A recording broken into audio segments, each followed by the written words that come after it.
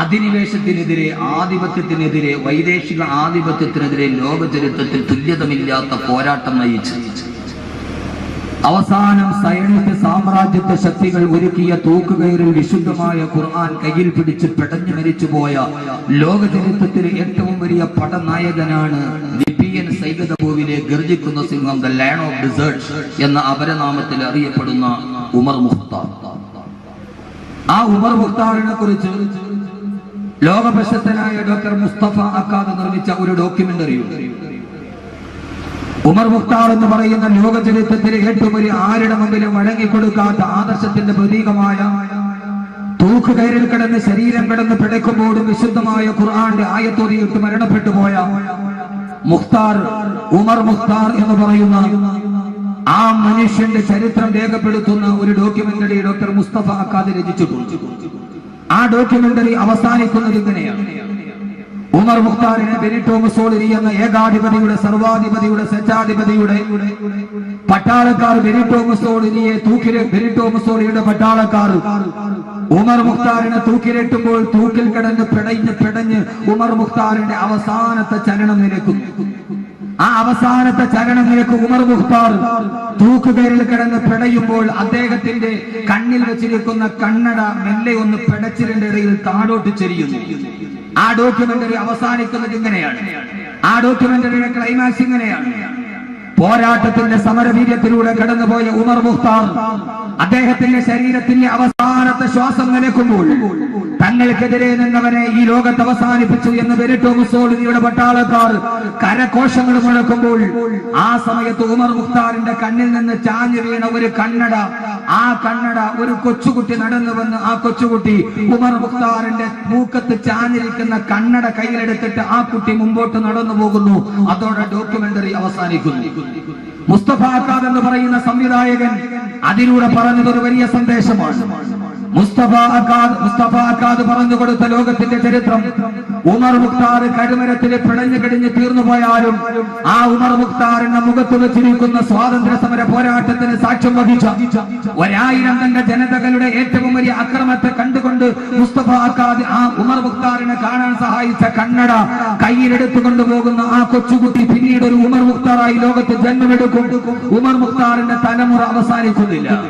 ആ കണ്ണട എടുത്തുകൊണ്ടുപോയ കൊച്ചുകുട്ടി ഇനിയും വേണ്ട ഒരു രണ്ടാം ഉമർ മുഖ്താറായി ഈ ലോകത്ത് ജന്മമെടുക്കുമ്പോൾ ആ ജന്മത്തിന്റെ ഏറ്റവും വലിയ സാഫല്യമാണ് ഉണ്ടാകുന്നത് എന്ന് പറയുമ്പോൾ എന്റെ ശബ്ദ ശ്രവിക്കാനന്റെ ഊർജ്ജസ്വരരായ എന്റെ പ്രിയപ്പെട്ട ചെറുപ്പക്കാരെ, ചരിത്രം അവസാനിക്കാനുള്ളതല്ല.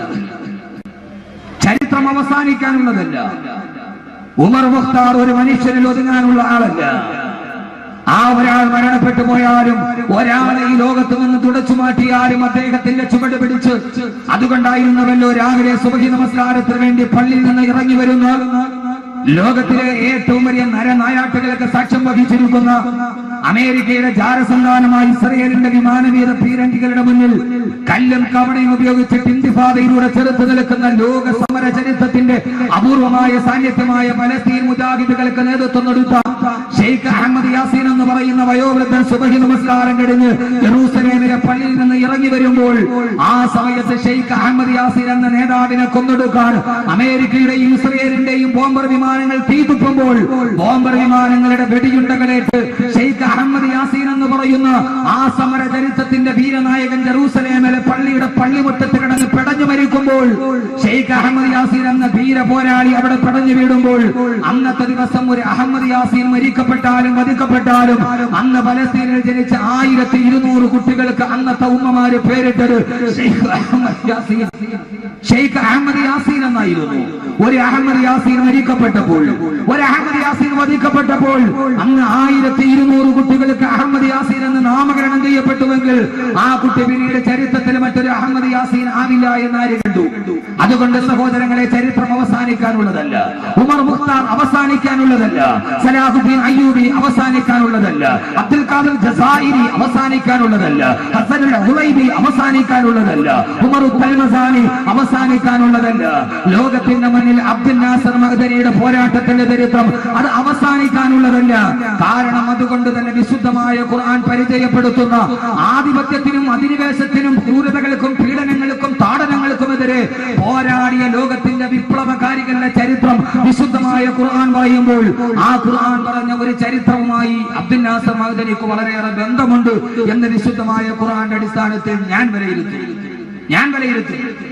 ഖുർആനിൽ പറഞ്ഞ ഒരു 2-3 ആയത്തുകൾ ലോകം കണ്ട ഏറ്റവും വലിയ ദൈക്ഷണികതയുടെ ഏറ്റവും വലിയ പര്യായപദമായ ഒരു ചെറുപ്പക്കാരന്റെ പോരാട്ടവുമായി അബ്ദുൽ നാസർ മഅ്ദനിയുടെ പോരാട്ടത്തിനും അദ്ദേഹം കടന്നു വന്ന പോരാട്ട സമരവീതികൾക്ക് സാമ്യമുണ്ട്. ഖുർആൻ, അല്ലാഹുവിന്റെ ഖുർആന്റെ വെളിച്ചത്തിൽ ഞാൻ ആ വിഷയത്തിലേക്ക് കടക്കുകയാണ്. ഖുർആനും മഅ്ദനിയും അല്ലാഹു മനസ്സിലാക്കാനുള്ള ബോധം നൽകി അനുഗ്രഹിക്കുമാറാകട്ടെ. അള്ളാഹു മനസ്സിലാക്കാനുള്ള ബോധം നൽകി അനുഗ്രഹിക്കട്ടെ. ബോധം എല്ലാവർക്കും ഉണ്ട്, പക്ഷെ അതൊരു സ്വബോധമാവണം. ബോധമില്ലാത്തവരാണ്. അബ്ദുൽ നാസർ മഅ്ദനി അനുഭവിക്കുന്നത് നീതി നിർദ്ദേശമാണെന്ന് എല്ലാവർക്കും ബോധമുണ്ട്, പക്ഷെ അതൊരു സ്വബോധമല്ല. ആ ബോധം തന്നെ അവബോധ മനസ്സുമായി കൂട്ടിയിടിക്കുമ്പോൾ ആ ബോധത്തെ വിളിച്ചു പറഞ്ഞാൽ തന്റെ ഒരു ബോധം നഷ്ടപ്പെടുമോ എന്ന ഒരു സ്വബോധമില്ലായ്മയാണ് പലപ്പോഴും സത്യം വിളിച്ചു പറയാൻ ഏറ്റവും വലിയ പ്രശ്നമായി മാറുന്നത്. ഞാൻ കടന്നു വരുന്നത് അബ്ദുൽ നാസർ മഅ്ദനിയുടെ അൻവാർ ശരീയിൽ ഞാൻ പ്രസംഗിക്കുന്നത് ഖുർആനാണ് ഞാൻ പറയുക. ഞാൻ PDP-കാരനായതുകൊണ്ട് രാഷ്ട്രീയപരമായി ആശയപരമായി ചിലപ്പോൾ വൈജാത്യങ്ങൾ ഉണ്ടാവാം, പക്ഷേ ഞാൻ അബ്ദുൽ നാസർ മഅ്ദനിയെ വിശ്വസിക്കുന്നു, നിരപരാധിയാണ്.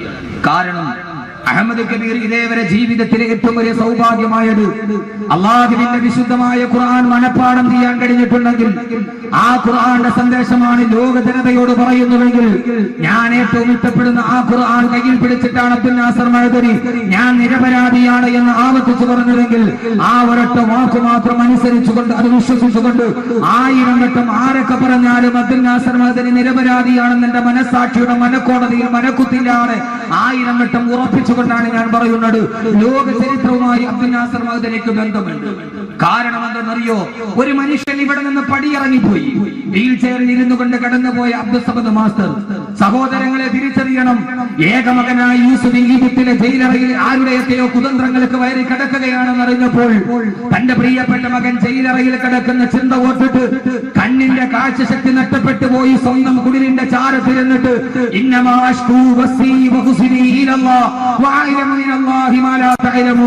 എന്റെ ആവലാതിയും എന്റെ വേവലാടിയും എന്റെ മകൻ നഷ്ടപ്പെട്ട എന്റെ കണ്ണുനീരും എന്റെ വ്യതയും എന്റെ ശ്രദ്ധയും എന്റെ ആധിയും എന്റെ വ്യാധിയും എന്റെ വേവലാതിയും എന്റെ ആവലാടിയും ഞാൻ എന്റെ പടച്ച തമ്പുരാനോട് പറഞ്ഞിട്ട് ഇരിക്കുന്നു എന്ന് പറഞ്ഞ് കണ്ണിന്റെ കാഴ്ച നഷ്ടപ്പെട്ട് മകൻ നഷ്ടപ്പെട്ടു പോകുമ്പോൾ വേറെ മക്കളില്ലാത്തത് കൊണ്ടല്ല, 11 മക്കൾ വേറെയുള്ളപ്പോഴും 12ാമത്തെ മകൻ തീരപ്പെട്ട മകനേറെ സ്നേഹിച്ച മകൻ അല്ലാഹുവിന്റെ റിസാലത്തിന്റെ ദൗത്യമേറ്റെടുത്ത മകൻ ജയിലറയിൽ അടക്കപ്പെടുമ്പോൾ ആ ഒരൊറ്റ ദുഃഖം കാരണത്താൽ കണ്ണിന്റെ കാഴ്ച നഷ്ടപ്പെട്ടു പോയ നബിക്ക് സമാനനായി രണ്ടാമത് അൻവാസരുടെ ഗേറ്റിൽ നിന്ന് പ്രിയപ്പെട്ട മകനെ പിടിച്ചിറക്കി കൊണ്ടുപോകുമ്പോൾ ആ ഒരൊറ്റ ആദി കൊണ്ട് മാത്രം പക്ഷാഘാതം പിടിപെട്ട് വീൽ ചെയറിൽ ഇറങ്ങിപ്പോയ ഒരു അബ്ദുൽ നാസർ മാസ്റ്ററെ കാണുമ്പോൾ ചരിത്രത്തിന്റെ യഹൂദ നബിക്കുമായി ആ മനുഷ്യന് സാമ്യമുണ്ട് എന്ന് തിരിച്ചറിയാൻ നമുക്ക് കഴിയണം.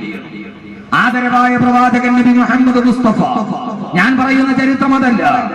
ഒരു ദിവസം അല്ലാഹുവിന്റെ പ്രവാചകൻ ഉഹദിന്റെ രണാങ്കണത്തിന് പരാജയ ഭീതിയിലോട്ട് കടന്നു പോകുമ്പോഴും എല്ലാവരും ഒരുമിച്ച് നിന്ന് ആക്രമിക്കുമ്പോഴും ആ സമയത്ത് ഉടവാള് വാരിയെടുത്തിട്ട്